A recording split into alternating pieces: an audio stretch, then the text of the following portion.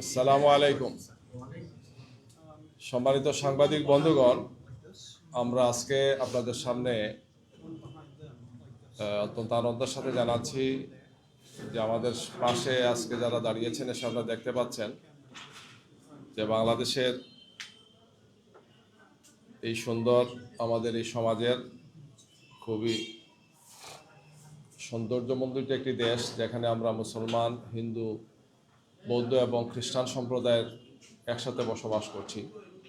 তো আজকে আমাদের এখানে খ্রিস্টান সম্প্রদায়ের আমাদের সম্মানিত ভাই এবং বোনেরা এবং তাদের প্রতিনিধি হিসেবে গুরুত্বপূর্ণ কয়েকজন সদস্য এখানে আসছে। এসে ওনারা আমাদের সম্মানিত আমিরে জামাত ডাক্তার শফিকুর রহমান সাহেবের সাথে দেখা করেছেন, সৌজন্য সাক্ষাৎ করেছেন এবং বিভিন্ন বিষয়ে তারা আলোচনা করেছেন। তারা বাংলাদেশ জামাত ইসলামীর নীতি পলিসি, জামাত ইসলামীর কর্মসূচি সম্পর্কে জানতে চেয়েছেন এবং তাদের অনেক মূল্যবান অভিমত তারা আমাদের সামনে তুলে ধরেছেন। পারস্পরিক খুবই সৌহার্দ্যপূর্ণ পরিবেশে আলোচনা হয়েছে। তো ওনারা এখানে আছেন, আমি তাদের পরিচয় করিয়ে দিচ্ছি এবং ওনারা এখানে আপনাদের সামনে কিছু কথা বলবেন। তো এখানে মিস্টার গর্ডন আছেন, তিনি আমেরিকান নাগরিক, বিশিষ্ট শিক্ষাবিদ। তিনি তার পরিচয় দেবেন এবং কথা বলবেন। আর এর সাথে যিনি আছেন মার্তা দাস, দেখতে পাচ্ছেন আপনারা, তিনি আছেন। আর রেভারেন্ড বনি ব্যারোই আমার পাশে আছেন। এই তিনজন প্রতিনিধি এখানে আছেন, তারা কথা বলবেন, পরিচয় দেবেন এবং তাদের কিছু অভিমত আপনাদের সামনে তুলে ধরবেন। তো এটি নিঃসন্দেহে বাংলাদেশের জন্য একটি গুরুত্বপূর্ণ বিষয় যে আমাদের সামনে যে জাতীয় সংসদ নির্বাচন, যেটি 12 ফেব্রুয়ারি অনুষ্ঠিত হবে ইনশাআল্লাহ, সেই নির্বাচনকে সামনে রেখে আমাদের বিভিন্ন ভাই বোনদের সাথে বিভিন্ন পর্যায়ে মত বিনিময় হয়েছে, আপনারা জানেন। তার অংশ হিসাবেই খ্রিস্টান সম্প্রদায়ের এই গুরুত্বপূর্ণ ব্যক্তিরা এখানে আসছেন। আমরা তাদেরকে স্বাগতম জানাচ্ছি এবং তাদের পক্ষ থেকে আপনাদের সামনে কিছু বক্তব্য তারা পেশ করবেন। এরপরে আমরা আরও কিছু কথা বলবো, আপনাদের প্রয়োজনীয় কিছু প্রশ্নের উত্তর নেব। তো আমি প্রথমেই প্রতিনিধি হিসাবে মার্তা দাস, তাকে আমি অনুরোধ জানাচ্ছি আপনাদের সামনে তার বক্তব্য উপস্থাপনের জন্য। এখানে চলে আসুন। ধন্যবাদ এই সুযোগ দেওয়ার জন্য। আমি ন্যাশনাল খ্রিস্টিয়ান ফেলোশিপ অব বাংলাদেশের জেনারেল সেক্রেটারি মার্থা দাস। আজকে সুন্দর সুযোগের জন্য আমরা সর্বশক্তিমান ঈশ্বরকে ধন্যবাদ জানাই এবং জামাত ইসলামের আমির মহোদয়ের সাথে আমরা কথা বলেছি। উনি যে আশ্বাসগুলো দিয়েছেন সেটাই আমি একটু আরবার রিপিট করতে চাই। যেটা উনি জাতির উদ্দেশ্যে বলেছেন সেটা হলো, যদি মহান সৃষ্টিকর্তা ওনাদেরকে এই দেশ পরিচালনা করার সুযোগ দেন, তাহলে এই বাংলাদেশের শারিয়া ল অর্থাৎ শারিয়া আইন উনি বাস্তবায়ন করবেন না। এটা আমাদের জন্য খুব ভালো বিষয় ছিল। এবং যারা আমাদেরকে নিজেদেরকে মনে করি যে আমরা এই দেশে সংখ্যালঘু, উনি বলেছেন সংখ্যালঘু হিসেবে যেন আমরা নিজেদেরকে পরিচিত না হই, বরং আমরা যারা ছোট সম্প্রদায়ের অর্থাৎ লোক কম, তাদেরকে উনি বলেছেন যেন সন্তানের মতো করে তিনি আমাদেরকে আগলে রাখবেন। তো এইটাই যেন প্রচলিত থাকে, যদি মহান সৃষ্টিকর্তা ওনাদেরকে দেশে দেশ পরিচালনা করার সুযোগ দেন। আমি সকলের মঙ্গল কামনা করি। ধন্যবাদ। সরি, আমার নাম মার্থা দাস, আমি ন্যাশনাল খ্রিস্টিয়ান ফেলোশিপ অব বাংলাদেশের জেনারেল সেক্রেটারি। Thank you. সবাইকে শুভ সন্ধ্যা। আমি রেভারেন্ড বনি বারোই, পুরোহিত, বাংলাদেশ ইভাঞ্জেলিক্যাল রিভাইভাল চার্চ। আমরা আজকে এখানে এসেছিলাম এদেশের নাগরিক হিসাবে। আমি খ্রিস্টান ধর্মাবলম্বী, তবুও শ্রদ্ধা আমিরের কাছে জানতে চেয়েছি নির্বাচন পরবর্তী সময় আমাদের স্বাধীনতা, আমাদের ধর্ম, সমস্ত বিষয়। এবং তিনি সুন্দরভাবে আমাদেরকে সময় দিয়েছেন, আমাদের কথা শুনেছেন এবং যে কথা আমাদের শ্রদ্ধেয় রেভারেন্ড মার্থা দাস বলে গিয়েছেন সেই বিষয়ে তিনি আশ্বস্ত করেছেন। এবং তিনি বলেছেন যে একটি বাগানে যেমন সমস্ত ফুল না থাকলে সৌন্দর্য হয় না, ঠিক একইভাবে একই দেশে সব ধর্মের নাগরিক না থাকলেও ভালো হয় না। আমরা সত্যি কৃতজ্ঞ এবং এখানে আসার মেইন উদ্দেশ্য যে দেশের খ্রিস্টিয়ান নাগরিক হিসাবে আমরা আসলে শান্তিপূর্ণ দেশ চাই। শান্তিপূর্ণ দেশে আমরা বসবাস করতে চাই। আজকে যারা এখানে আপনারা আছেন আপনাদেরকেও ধন্যবাদ জানাই।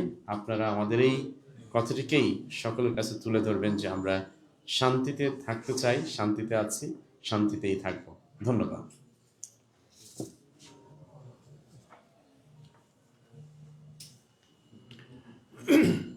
Good evening. My name is Chaplain Gordon Klingenschmidt. I am from New York. I am an American, and I am not here to speak for the American government. I am not here to speak for President Trump, but I'm here as a private citizen on a fact-finding mission to report back to my friends, the Christians in America. I host a national television program in America. It is in every house in America on the cable TV network. I was invited here by Dr. Shafiqur Rahman. He is my friend. I have met him 3 times, and although I cannot endorse him for Prime Minister, I cannot endorse Jamaat Islam as a party. I came in the interest of interfaith dialogue between the Christians and the Muslim people. And I am very pleased to announce that my bishops that I have invited and my pastors who I have invited from all over Bangladesh, they came here tonight, and 10 of them met for 90 minutes with Dr. Shafiqur Rahman. We asked him the hard questions, and he gave good answers. In specific, in 3 areas, the Christian pastors are concerned about their safety and about religious freedom. And so we asked him, Dr. Rahman, if there is a move in the parliament for a blasphemy law that would punish the Christians for their speech, will you be for this or against this? And he said very clearly that JI does not have any plans to implement a new law regarding blasphemy, that the existing laws are sufficient for the governing of the country, and the existing constitution gives religious freedom to the Christians. Number 2, if there are criminal elements in Bangladesh that want to do violence against the religious minorities, against the Hindus, against the Buddhists, against the Christians, will your government stand up and defend the religious minorities? And Dr. Rahman told me in front of all these witnesses, I will protect the religious minorities like they are my own children. This is a very powerful statement, and it shows that the government, if he is elected, will be in favor of protecting the safety and freedom of the Christian people in Bangladesh. The third question I asked him, and he answered yes. Will you allow religious minorities in positions in your government without discrimination? And he said yes, that he is interested in welcoming Christian people to participate in his government, maybe even in his cabinet, if he is appointing leaders, maybe even positions in the party, that there will be no discrimination, especially for the social services. If there is food to be offered to the poor, it will go to all of humanity, not on the basis of their religion, but because we are one people and Bangladesh will be unified. So these are 3 important promises that I heard Dr. Shafiqur Rahman promise to my friends, the Christian people of Bangladesh. Reverend Martha Das represents NCFB, which is over 6,000 churches. 6,000 churches.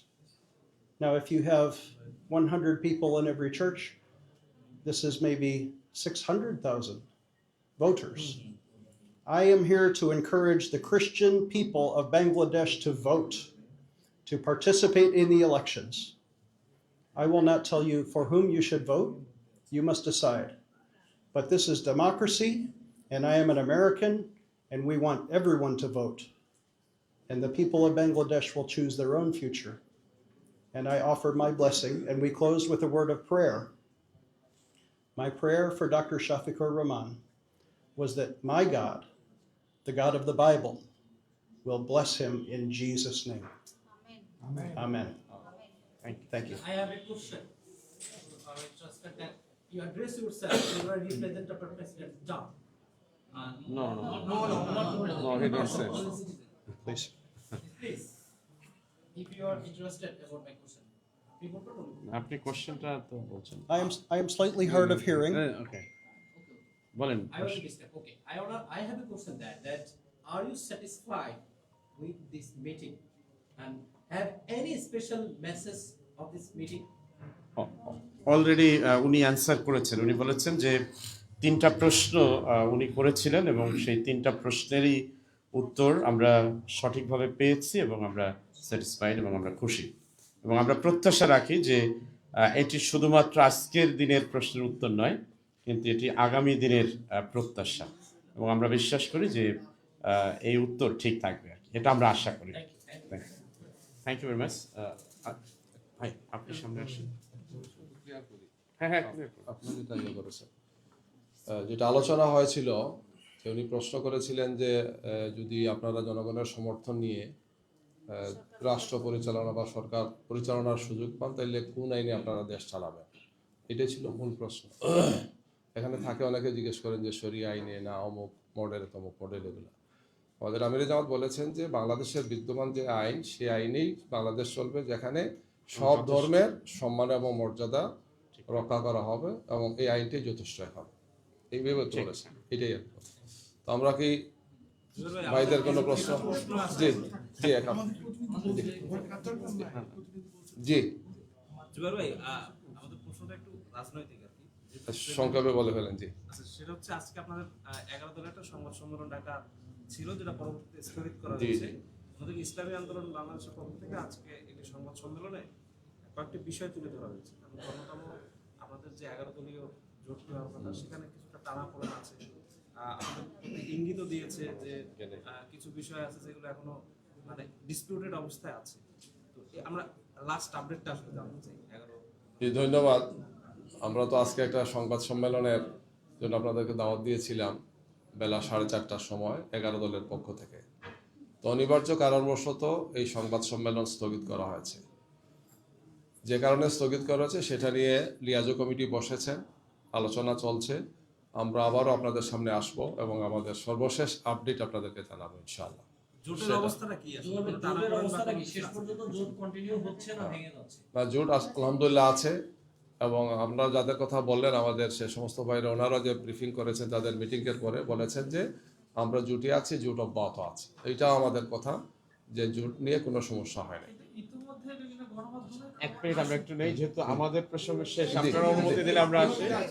সবাই ভালো থাকবেন। Thank you so much. জি, জোট ঠিক আছে, জোট নিয়ে কোনো সমস্যা নাই। যে কারণে স্থগিত করা হচ্ছে সেটা আমরা আবারও বলবো ইনশাআল্লাহ। জি জি বিষয় হচ্ছে মূল মেসেজটা হচ্ছে এখানে মূল মেসেজটা হচ্ছে যে আপনাদের বোঝাপড়ার সমস্যা হচ্ছে। দলগুলো 11 দল, আগে আপনারা 8 দল দিয়ে শুরু করেছিলেন। প্রশ্নটা এরকম যে কারো কারো হচ্ছে বেশি আধিক্যের কারণে বাকিরা হচ্ছে শ্রদ্ধা বা তাদের যে মূল্যায়ন সেটি কমে যাচ্ছে। ফলশ্রুতিতে এই জোট নিয়ে শুরুতে তারা যতটা প্রত্যাশা ছিল এই প্রত্যাশা এখন তাদের কমে গেছে।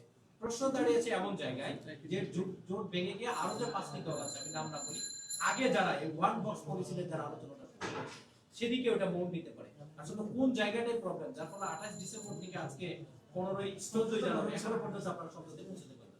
এখনো তো সময় শেষ হয় নাই, নির্বাচনী প্রক্রিয়া আমরা আছি। আপনারা জানেন যে এখন যে সমস্ত আসনগুলো রিটার্নিং অফিসার প্রার্থিতা বাতিল বা স্থগিত করেছিলেন সেগুলো এখন আপিল শুনানি চলছে। কিছু কিছু আছে নির্বাচন কমিশনে আপিল শুনানি হচ্ছে, আর 2-1টা মামলা এখন হাইকোর্টে গিয়েছে 3rd স্টেপে। এরপরে আরেকটা স্টেপ আছে 4th স্টেপ।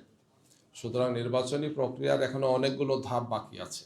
20 তারিখ হচ্ছে প্রার্থিতা প্রত্যাহারের সর্বশেষ দিন, আর 21 তারিখ হচ্ছে স্ব প্রার্থীকে প্রতীক বরাদ্দে 22 তারিখ থেকে আমাদের নির্বাচনী কার্যক্রম আরপি অনুযায়ী আমরা আরম্ভ করবো ইনশাল্লাহ।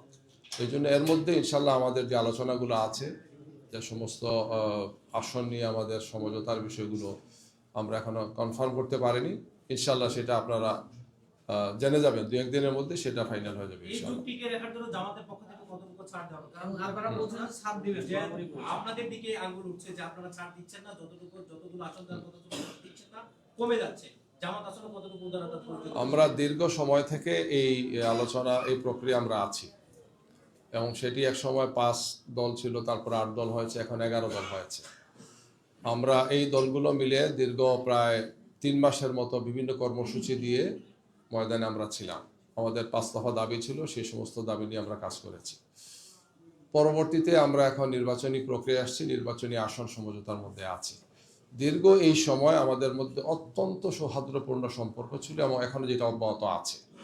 আসন সমঝোতা একটা বাস্তবিক একটা অনেক বড় বিষয়, তো এটা নিয়ে কিছু কিছু আলোচনা একটু বেশি সময় করতে হচ্ছে, যেহেতু আমরা 8 দলের যখন আসন সমঝোতাটা একটা পর্যায়ে আসছি, তখন এসে আরও 3টি দল আমাদের সাথে সম্পৃক্ত হয়েছে। এই কারণে আসন সমঝোতাটা আর একটু সময় নিয়েছে। আর আমাদের পক্ষ থেকে আমরা অত্যন্ত দৃঢ়তার সাথে বলতে চাই যে আলহামদুলিল্লাহ আমাদের এই চলমান 11 দলের সুন্দর একটি পরিবেশ এখনো আছে, এবং সেটা আমরা অব্যাহত রাখবো, এবং আসন সমঝোতাটা আপনাদের সামনে আমরা যথাসময় ফাইনাল কথা বলতে পারবো ইনশাআল্লাহ। ভাই, একটু প্রশ্ন বোধহয় এড়িয়ে গেছেন। মাঝা যেটা বললো যে আপনারা উদারতা বা স্যাক্রিফাইস আসলে কতটুকু মাইন্ডে আছে? সব দল তার অবস্থান থেকে সর্বোচ্চ উদারতা, সহনশীলতা, সম্মান, মর্যাদা রেখেই ভূমিকা রাখছে। যদি এই জোট ভেঙে যায় জামাতের অবস্থান কি হবে? নির্বাচনের মাঠে আপনারা পিছিয়ে যাচ্ছেন কি? আমরা আশা করছি যে এই ধরনের কোনো সমস্যা হবে না ইনশাআল্লাহ। সবাইকে ধন্যবাদ।